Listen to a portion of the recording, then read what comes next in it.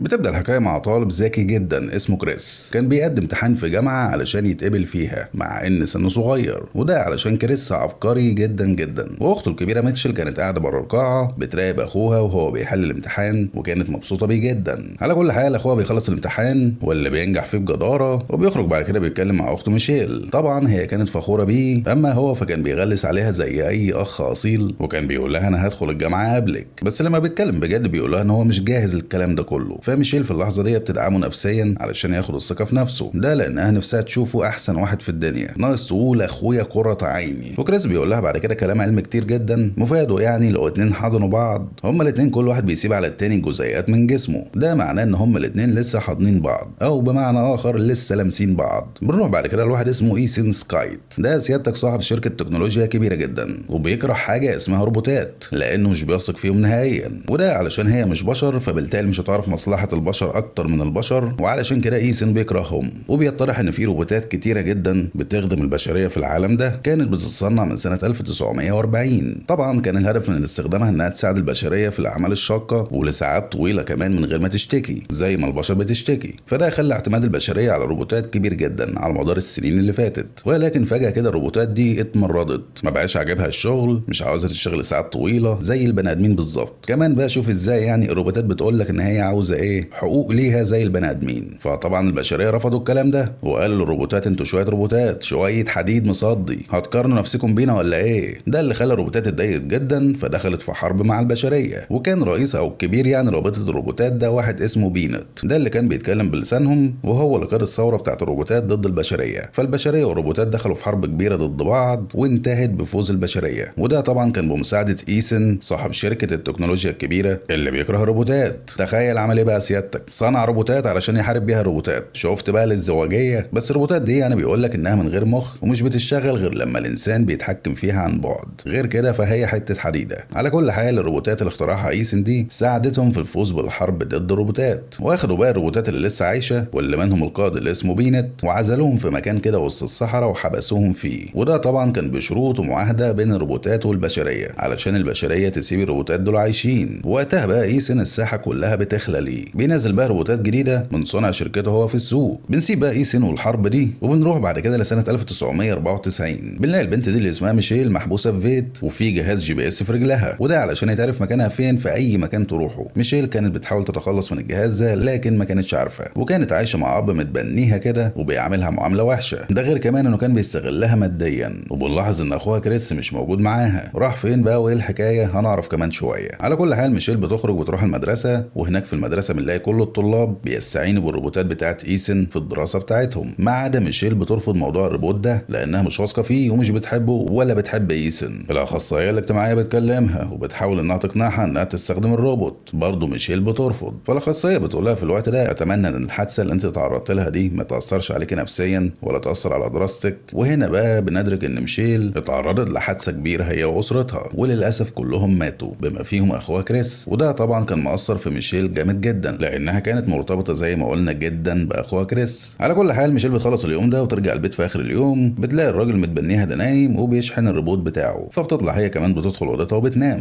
في الوقت ده بتشوف غمضات من الحادثة اللي عملتها مع اسرتها، وفجأة كده بتفوق من النوم وبتسمع صوت غريب جاي من بره البيت كده من مكان قريب. بتطلع بتبص بتشوف ايه الحكاية كده، بتلاقي قدامها روبوت، بس مش اي روبوت، ده روبوت من الروبوتات اللي كانت متمردة واتسجنت بعد كده. طبعا ميشيل خافت منه وجريت تاني جوه البيت، فالروبوت ده راح داخل وراها. حاولت تستنجد بالراجل اللي متبنيها ده لكن كان نايم غرقان في النوم، فطلعت بسرعة على الأوضة بتاعتها واستخبت تحت السرير. فالروبوت ده طلع لها بكل بساطة شال السرير من عليها. فميشيل قالت له ابعد عني، انا في ايدي مفك، هفكك حتة حتة وارميك بتاع الرباباكية او بتاع بواقي زيت السمك مش متأكد. ولكن الروبوت ده كان باين عليه انه مسالم جدا. فضل يشاور لميشيل علشان تهدى وقال لها انه عاوز يتكلم معاها بس ما كانش عارف يتكلم لان دايرة الصوت بتاعته كانت مفصولة. فميشيل شغلت له دايرة الصوت. في الوقت ده الروبوت ده اتكلم معاها بس كلامه ما كانش مفهوم جدا لانه كان بيتكلم جمل معينة بس ما كانش بيقدر يتكلم براحته يعني. ده اللي كان بيخليه يقول جمل مسجلة معينة قريبة جدا من الكلام اللي عاوز يقوله. وقدر يفهم ميشيل بطريقة ما ان هو اخوها. طبعا ميشيل ما كانتش مصدقة ان ده اخوها لانها عارفة كويس جدا ان اخوها مات في الحادثة، بس من حبها في اخوها كريس كانت متشعلها في اي امل. على كل حال الروبوت ده طلب منها المساعدة في انها تساعد اخوها كريس. في اللحظة دي دخل عليهم الراجل المتبني ميشيل. اول ما شاف الروبوت اتجنن ودخل معاه في خناقة كبيرة جدا، بس الروبوت قدر يتغلب عليه. وميشيل بعد كده اخدته وسرقوا العربية بتاعت الراجل المتبنيها ده وهربوا. بتاخده وبتروح بعد كده في مكان امان شويه بعيد عن عيون الناس، وهناك بيتكلموا شويه مع بعض. الروبوت بيقول لها شويه جمل من الجمل بتاعته المسجله دي، وبيشاور لها على حاجات حواليه علشان يوصل لها معلومه معينه، والمعلومه دي مفادها يعني انها تدور على دكتور معين بيلبس نظاره. ميشيل سالته وانت عايش؟ اخوها قال لها ايوه. قالت له يعني انت خلاص دلوقتي بقيت روبوت ولا ايه؟ اخوها قال لها لا، وقدرت تفهم منه ان هو موجود جسديا في مكان ما شبه مخطوف ومحطوط فيه. ميشيل سالته طيب انت كويس؟ قال لها لا، وقدرت تفهم منه يعني من كلامه ان الدكتور ابو نضاره ده هو اللي يعرف مكانه فين تحديدا. في اللحظه دي ميشيل بترجع فلاش باك ليوم الحادثه لما كانت في المستشفى، بتفتكر الدكتور بنضاره جالها هناك وقال لها ان اخوها مات، وفي اللحظه دي ادركت ان هو ده الدكتور اللي اخوها قصده عليه. ميشيل في الوقت ده بتطلع خريطه وبتقول له الروبوت يشاور لها على المكان اللي فيه الدكتور ده، وبيتضح ان المكان ده ايه؟ المكان اللي مسجون فيه الروبوتات اللي كانت متمرده وسجنوها. قال لها الدكتور ده هناك. فميشيل مش بتتردد وبتقرر انها تروح هناك مع انها عارفه ان ممكن الروبوتات دي تقتلها، بس علشان خاطر اخوها قرت عينيها ميشيل تعمل اي حاجه. على كل حال بيمشوا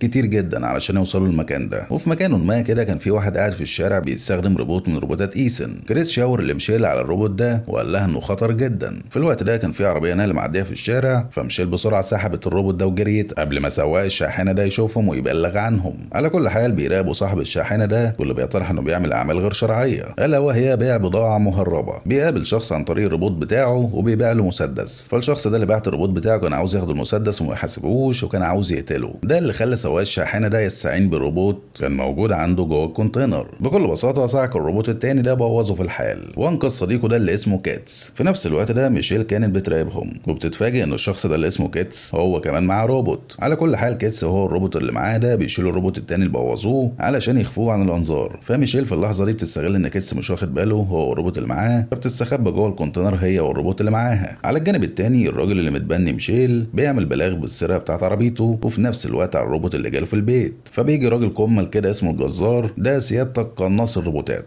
عامل سكور كبير جدا في قتل الروبوتات، وده علشان هو كمان مش بيحبها. على كل حال بيتتبع العربيه بتاعت الراجل ده اللي اتسرقت وبيلاقيها في المكان ده اللي ميشيل سابتها فيه، وهناك بيقدر يستنتج المكان اللي ميشيل رايحاه، ومن هناك بيكمل تتبع ميشيل. اما من الناحيه التانيه فكيتس بيوصل للمكان بتاعه اللي عايش فيه واللي بيكون مكان متطرف كده بعيد عن الناس علشان يداري اعماله الغير مشروعه، والروبوت اللي معاه ده اللي اسمه هيرمان كان بيساعده. على كل حال اثناء ما كان كيتس وهيرمان بيتكلموا مع بعض فجاه كده بيحسوا ان في حد معاهم في المكان، واللي هم مين؟ ميشيل واخوها الروبوت. كيتس وهيرمان طبعا بيعملوا لهم كمين وبيمسكوهم بكل سهوله. كيتس قال لها انت اللي جابك هنا وعاوزه ايه؟ ميشيل قالت له انها عاوزه تدخل منطقه الروبوتات المعزوله. كيتس قال لها ايه انت مجنونه ولا ايه؟ بمجرد دخولك هناك هتموتي، ولو عشتي هتتعرضي للمساءله القانونيه لان ده جريمه. ميشيل قالت له ماليش دعوه بده كله، انا لازم ادخل هناك علشان اساعد اخويا. كيتس قال لها ايه ده وانت اخوك روبوت ولا ايه؟ ميشيل قالت له ان اخوها انسان ومخطوف وان الشخص الوحيد اللي يعرف مكانه موجود هناك. طبعا كيتس ما كانش عاوز يساعدها، ولكن في الوقت ده بيتفاجئوا مين جاي لهم؟ الجزار. دخل عليهم في الاول كده بكل هدوء وكان عاوز يأسر الروبوتات ويسيبهم هم، ولكن طبعا هم الاتنين رفضوا. ده اللي خلاهم دخلوا في اشتباك مع بعض ودغدغوا المكان كله وفجروه كله، وكل الحاجات بتاعت كيتس اتدمرت. بس مع ذلك برضه بنلاحظ ان الجزار ده مش عاوز يأذي ميشيل او كيتس، انما كل همه روبوتات. المهم في الاخر يعني بيعملوا له كمين وبيوقعوا عليه كميه صخور كبيره جدا بتشل حركه الجزار وبيهربوا منه، ولكن المكان اللي بيخرجوا له ده بيكون مكان نائي اللي موجود فيه شويه روبوتات خرده. الروبوتات دي سيادتك بتخلص على بعض وبتاخد من بعضها قطع غيار، وطبعا لو لمحوا كيتس ولا ميشيل ولا الروبوتات اللي معاهم هيقتلوهم على طول، مش هيسموا عليهم. على كل حال بيطرح ان كيتس الخبيث ده عامل هناك مخزن كده شايل شويه حاجات فيه للضروره. المخزن ده شايل فيه انسان آلي كبير كيتس عامله للروبوت اللي معاه علشان يقدر يركبه ويتحكم فيه. كمان كان فيه عربيه صغيره كده ما فيهاش ولا موتور ولا كاوتش ولا اي حاجه غير الفوانيس بتوعها بس. هناك كيتس بيقول لميشيل يلا بقى اسيبك انا مع نفسك انت بقى. ميشيل قالت له خلي بالك انت اي نعم معاك الروبوت ده الكبير اللي هيساعدك توصل لمنطقه الاستبعاد، ولكن انا معايا اخويا اللي هيقدر يساعدنا علشان ما نتقتلش، فبالتالي يا كيتس يا اخويا احنا الاتنين محتاجين لبعض. ده اللي خلى كيتس مضطر انا اسفا ياخدهم معاه. ركبوا كلهم جوه العربيه وهيرمان الروبوت ده شالهم على كتفه ومشي بيهم، واثناء ما كانوا ماشيين بنعرف الحكايه بتاعت كيتس واللي بيطرح انه كان بيحارب الروبوتات في الحرب المعروفه بين البشريه والروبوتات. كمان اتعرف على هيرمان الروبوت صديقه ده في الحرب دي، وبنعرف ان هيرمان الروبوت ده انقذ حياه كيتس في الحرب، ومن ساعتها هما الاتنين بقوا اصدقاء، بس ده طبعا مخالف للقانون، فعلشان كده كيتس من ساعتها هارب من القانون. على الجانب التاني بنروح لايسن واللي كان قاعد مع مامته اللي تقريبا في سنه مش عارف ازاي. مامته كانت عامله له شويه اكل كده وبتعامله كويس جدا وبتحبه قوي، وايسن كان مبسوط جدا انه قاعد مع مامته، ولكن فجاه كده بنلاقي مامته دي بتتذبذب بتتجذب قدامنا وبيطرح انها محاكاة مش حقيقية. وإيسن كان متضايق جدا ان المحاكاة دي مش مستقرة، فبعت جاب التقنيين اللي شغالين معاه في الشركة وقال لهم هو ايه الحكاية؟ المحاكاة دي مش مستقرة ليه؟ فالتقنيين قالوا له ان هم بيواجهوا مشكلة. ايه المشكلة دي؟ ان كريس قدر بطريقة ما كده انه يهرب من خلال شبكة النت، فبالتالي الشركة بتاعتهم فقدت جزء كبير جدا من مخه. والخلاصة يعني اللي بنعرفها من كلامهم ان الشركة بتاعت إيسن دي قائمة على عقل كريس اللي هو اخو ميشيل، ومن غير مخه ده الشركة دي هتقع على طول وهتقفل. فإيسن على طول بيتواصل مع الشخص ده اللي اسمه الجزار، وده كان اول لقاء بين إيسن والجزار. على كل حال يعني إيسن بيقول للجزار انه يجيب له الروبوت ده من تحت الارض، وفي المقابل هيديله مبلغ مادي كبير جدا. فالجزار على طول بيرجع تاني للروبوت بتاعه وبيخرجه من تحت الحجارة وبيكمل مطاردته للروبوت اللي مع ميتشل. في نفس الوقت على الجانب التاني ميشيل وكيتس بيكونوا وصلوا المكان كده وسط الصحراء، بيبصوا عليه من بعيد كده بيشوفوا ايه الدنيا، وإذ فجأة لقوا حاجات بتتحدف عليهم، وبيطرح ان في روبوتات في المكان ده هم اللي هاجموهم. مش بس كده، ده كمان قدروا يقبضوا عليهم واخدوهم جوه المبنى اللي موجود في الصحراء ده. وهناك قابلوا مين؟ قائد الروبوتات بينت.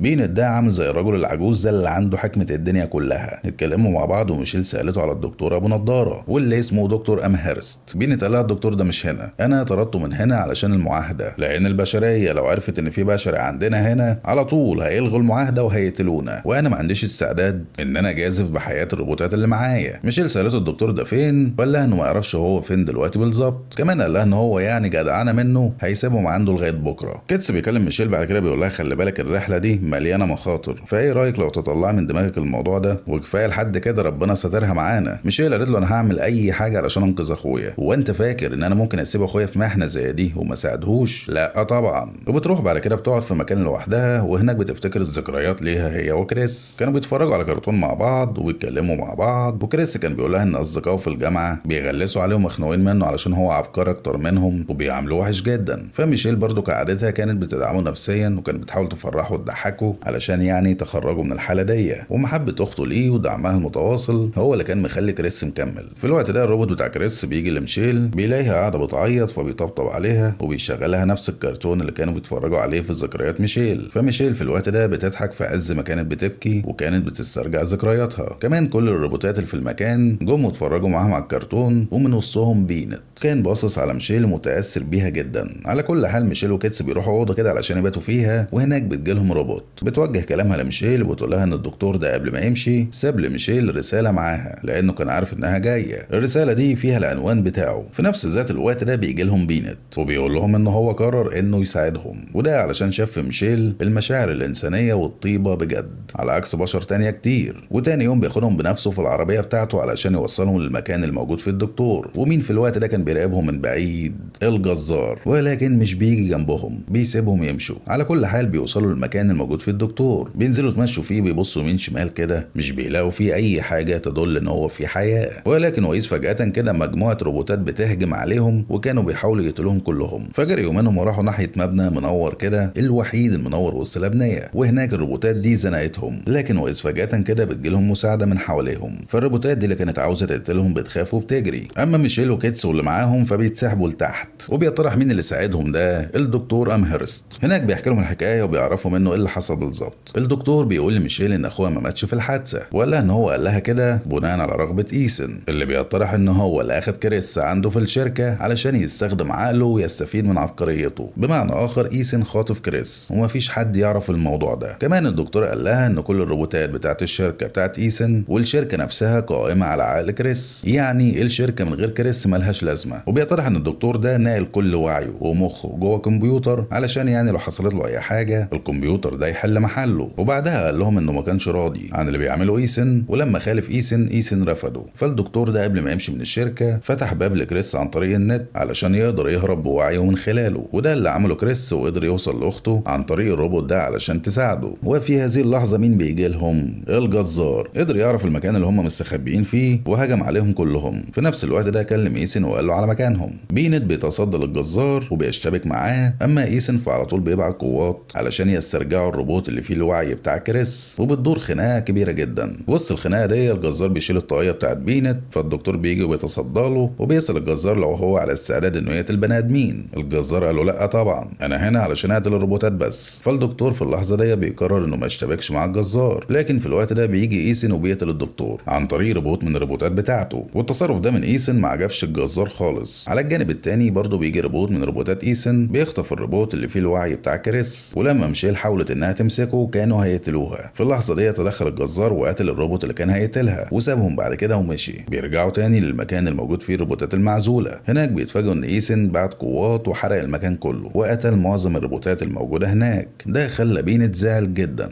اما على الجانب التاني فالروبوت اللي فيه الوعي بتاع كريس بيودوه الشركه، وهناك بيقابلوا ايسن، وايسن بيتكلم معاه وبيقول له انا متفاهم جدا اللي انت عملته وحاسس بيك يا كريس يا ابني، يلا بقى ارجع مكانك لحسن اديك الحقنه. ووصل بعد كده الروبوت ده بالجهاز علشان يرجع الوعي بتاع كريس تاني لمكانه. والجزار كان موجود هناك وشاف كل ده بعينيه وما كانش مصدق اللي شايفه. ازاي ايسن يعمل كده لطفل صغير؟ ايسن قال له ده تمن صغير جدا في مقابل سلام البشريه، احنا هنا شغالين عشان خاطر الناس يا جزار. لكن الكلام ده ما كانش داخل دماغ الجزار، وكان شايف ان ايسن ده بيعمل جريمه. في نفس الوقت على الجانب التاني بنروح لميشيل. في الوقت ده كيتس بيجي لها بيقول لها ان هو على استعداد انه يساعدها للمره الثالثه علشان تسترجع اخوها كريس. ميشيل قالت له ايه الجدعنه اللي نزلت عليك مره واحده دي؟ كيتس قال لها انا زي ما انا بس غيرت تسريحه شعري مش اكتر. كمان في الوقت ده بنلاحظ ان الكمبيوتر الخاص بالدكتور امهرست واللي عليه الوعي بتاعه كان معاهم هناك، وقال لهم ان هو هيساعدهم في الدخول للمنشاه اللي موجود فيها كريس لانه معاه الباسوردات بتاعت كل الاماكن. بس قال لها خلي بالك انت مش هتقدري تاخد اخوك من هناك، لانك لو عملت كده الشركه كلها هتنهار، وده علشان الشركه دي شغاله من خلال دماغ اخوكي، يعني من غير دماغه الشركه دي مش هتشتغل. ميشيل قالت له يا سلام، ده هو ده اللي احنا عاوزينه. وقالت للروبوتات بعد كده الموجوده هناك